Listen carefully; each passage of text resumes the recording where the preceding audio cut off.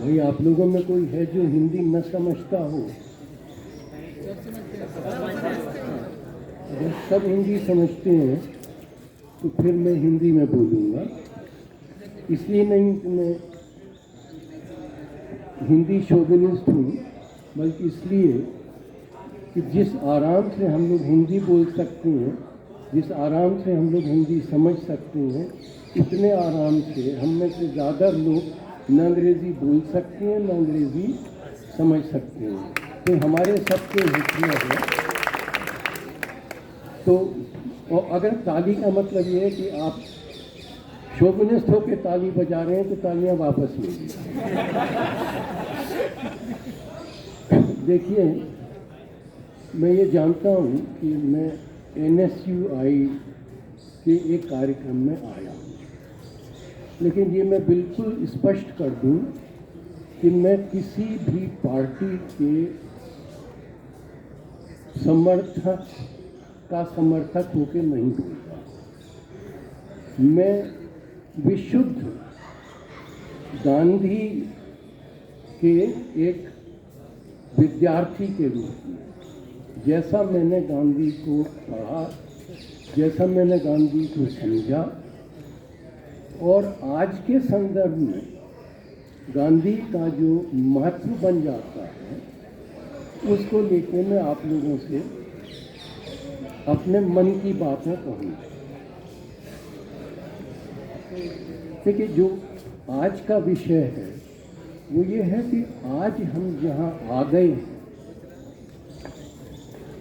वहाँ गांधी की प्रासंगिकता क्या है और क्या गांधी हमारी मदद कर सकते हैं इस स्थिति को बदलने। कम से कम ज़्यादा जो लोग यहाँ हैं वो ये मान के चल रहे हैं कि ये स्थिति चिंताजनक है, ये देश के हित में नहीं है, ये किसी के हित में नहीं है। और गांधी तो जब भी देश की बात करते थे तो उनके दिमाग में केवल देश नहीं होता था, वो जगत की बात करते थे। और जगत की बात जब करते थे तो कहते थे ये दुखी जगत। तो आज ऐसा नहीं है कि केवल दुखी भारत है, जगत ही बहुत दुखी है। और अगर जगत दुखी है तो ऐसा नहीं है कि हम कुछ चुनिंदा लोगों को, कुछ चुने हुए लोगों को विलेन मान लें और बाकी सबको हम विक्टिम मान लें। गांधी एक बहुत बड़ी बात कहा करते थे। गांधी तो बहुत बड़ी बातें कहा करते थे, उनमें से एक बड़ी बात मैं आपको बता रहा हूँ। गांधी कहते थे कि हर कोई अपने को देखे। और गांधी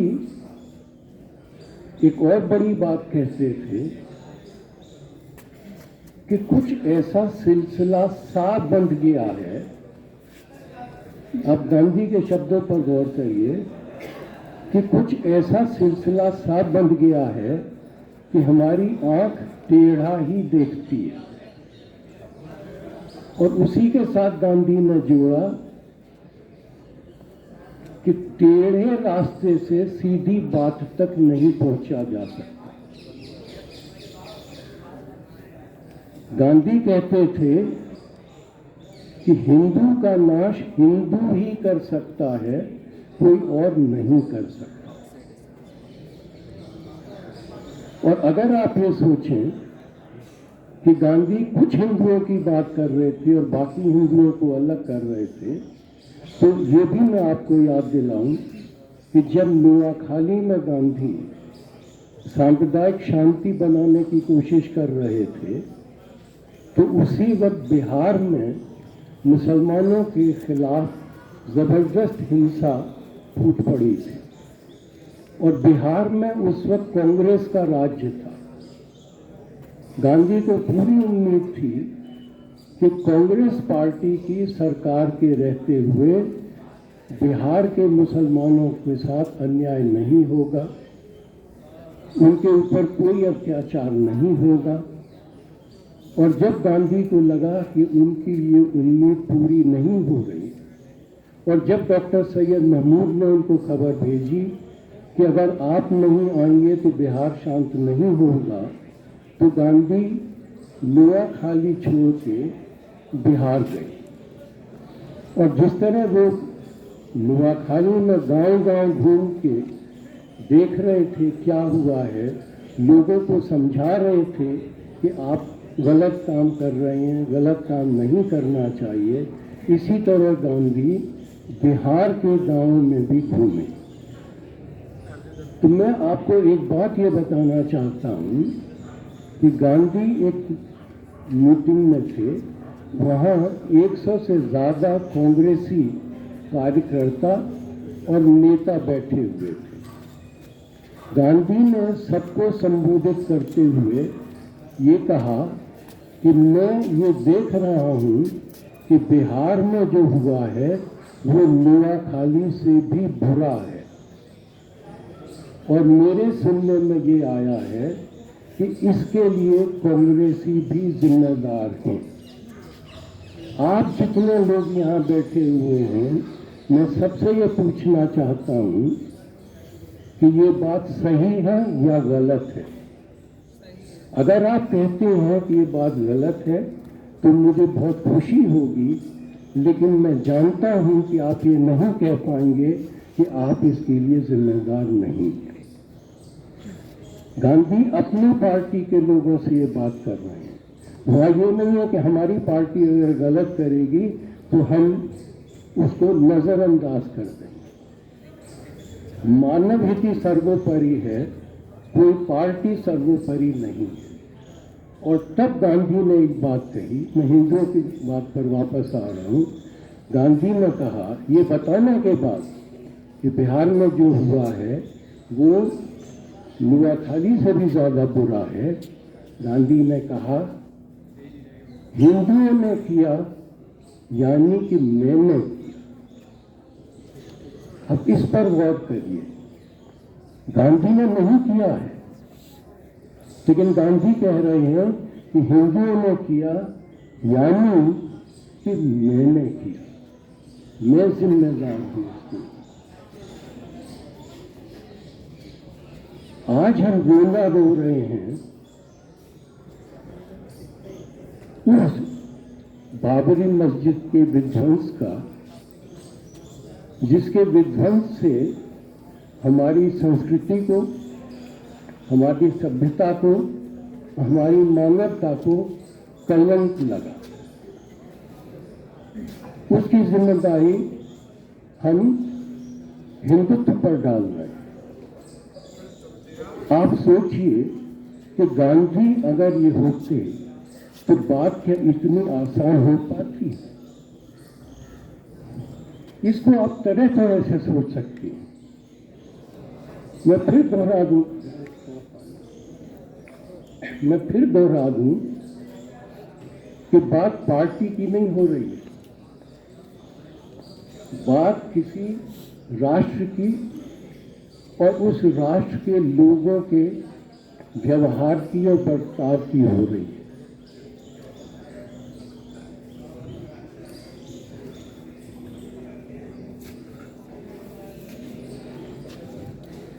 आडवाणी ने रथ यात्रा की। 1990 में पहली बार हमला हुआ बाबरी मस्जिद पर, असफल हुआ। 92 में वो हो गया जो 90 में नहीं हो पाया।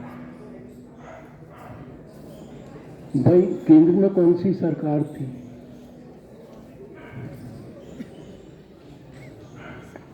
चलिए 92 में हो गया, उसके बाद क्या हुआ? 2002 हुआ। 2002 में हमने कहा ये बहुत बुरा हुआ है, और दिल्ली में, मैं तो गुजरात में रहता था, मैंने 92 गुजरात में देखा है, 90 गुजरात में देखा है, 2002 गुजरात में देखा है तो मैं तो चश्मदीद गवाह के हैसियत से बोल रहा हूं। जब जब मेरा दिल्ली आना हुआ 2002 वाले वक्त में, तो दिल्ली वालों का रवैया पता नहीं कौन से हाई मॉरल हॉर्स का था। और हद तो एक जगह हो गई जहां उन्होंने कहा कि हम ढोकला नहीं खाएंगे। ढोकला इसलिए नहीं खाएंगे कि वो गुजराती डिश है। 12 साल में वही आदमी देश का प्रधानमंत्री हो गया। इसकी जिम्मेदारी किसकी है? हिंदुत्व की, राष्ट्रीय स्वयंसेवक संघ की, किसकी जिम्मेदारी है? 19 में फिर आता है वो आदमी और भगवान ही बचा सकता है 24 में उसे न आने से। किसकी जिम्मेदारी है? भाई कभी हम अपने अंदर झांक के देखेंगे। और इसी संदर्भ में आप लोग अपने आप से कुछ और सवाल पूछिए। और वो सवाल ये है कि 1992 का बाबरी विध्वंस, हमारा सर्वोच्च न्यायालय कहता है कि गलत काम हुआ। जब कानूनन कोई गलत काम करता है तो उसको पुरस्कार दिया जाता है। तो सीधा सवाल है, जूरिस्प्रूडेंस के basic principle, preliminary elementary principles का सवाल है कि आप अपराधियों को पुरस्कृत करेंगे। 1992 में या 1996 में ये जजमेंट संभव था? जो जजमेंट 19-20 जब भी आया हो, मेरी तारीखें बड़ी कमजोर हैं, लेकिन जब भी सुप्रीम कोर्ट का जजमेंट आया हो clearing the decks for the construction of the Ram Mandir, वो जजमेंट 92-96 या 2002 में संभव था। आप लोग कभी इस पर गौर करिए कि जो बड़े न्यायालयों के फैसले होते हैं, उन फैसलों में और पब्लिक ओपिनियन में क्या संबंध होता है।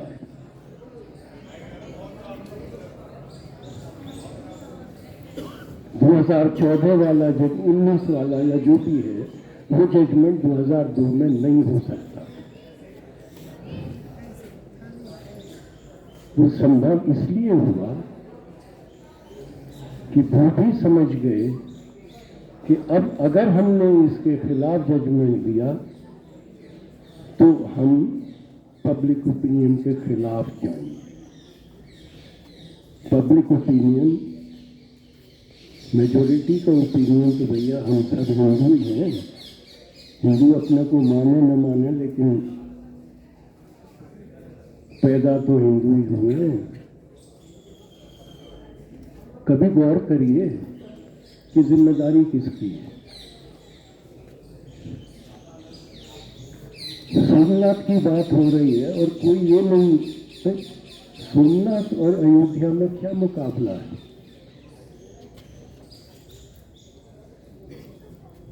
तो दोस्तों, गांधी ने तो एक छोटी सी बात कही थी,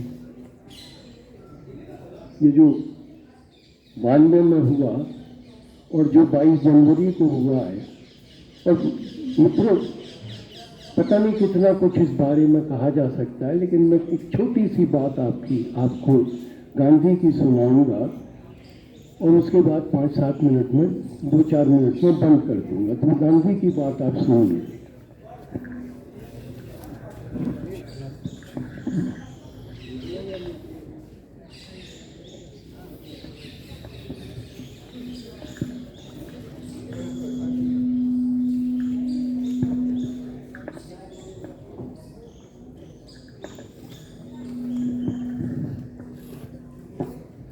गांधी गुरुद्वारा शीशगंज गए। उस वक्त सांप्रदायिक दंगे चल रहे थे। वहां सिखों से उनकी बातचीत हुई और वो शाम को आए और उन्होंने अपने प्रार्थना सभा में कहा कि मैं आज चांदनी चौक गया था, मुझे एक मुसलमान नहीं दिखाई पड़ा। गांधी के दुख सोचिए किस तरह की है कि एक मुसलमान मुझको नहीं दिखाई पड़ा चांदनी चौक में। ये हमारे लिए शर्म की बात है। और फिर गांधी ने कहा, अब सुनिए,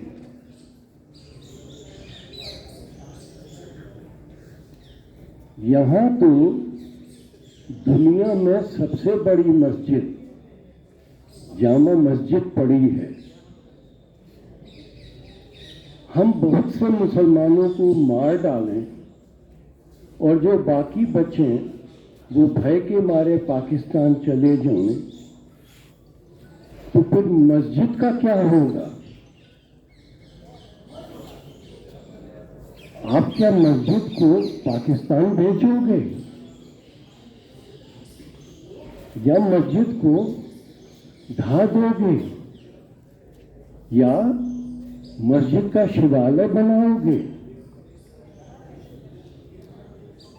मान लो कि कोई हिंदू ऐसा गुमान भी करे कि शिवालय बनाएंगे, सिख ऐसा समझे कि हम तो वहां गुरुद्वारा बनाएंगे, मैं तो कहूंगा कि वह सिख धर्म और हिंदू धर्म को दफनाने की कोशिश करनी है।